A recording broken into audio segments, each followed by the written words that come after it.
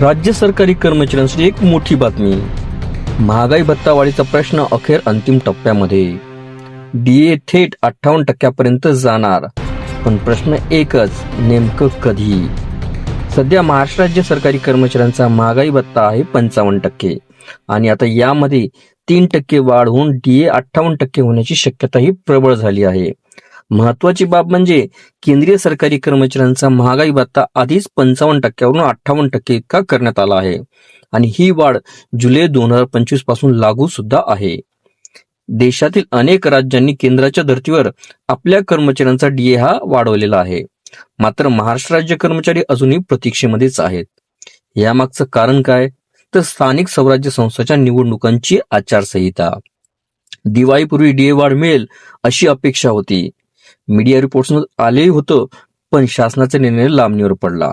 आता नवीन अपडेट काय? तर महापालिका निवडणुका.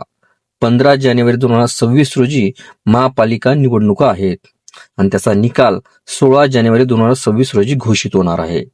मिळालेल्या माहितीनुसार 16 जानेवारी नंतर कोणत्याही क्षणी 3% डीए वाढीचा निर्णय होऊ शकतो. रिपोर्ट्सनुसार जानेवारी महिन्यामध्ये अधिकृत GR निघणार आणि फेब्रुवारी महिन्यामध्ये मिळणाऱ्या पगारामध्ये त्या वाढीचा प्रत्यक्ष लाभ कर्मचाऱ्यांना प्राप्त होणार आहे. सर्वात आनंदाची बातमी कोणती? तर डीए वाढ जुलै 2025 पासून लागू राहणार असल्याने राज्य कर्मचाऱ्यांना जुलै ते डिसेंबरचा पूर्ण डीए फरक एक रकमी मिळणार आहे. मात्र अजूनही डीए वाढीच्या GRची अधिकृत जाहीर झालेली नाही.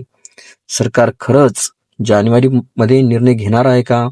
हे पाहणं आता खूपच उत्सुकतेचं ठरणार आहे. तुमचं मत काय ते कमेंट्समध्ये नक्की सांगा. व्हिडिओ आवडला असेल तर लाईक करा. अशाच अपडेटसाठी चॅनलला सबस्क्राईब करायला विसरू नका.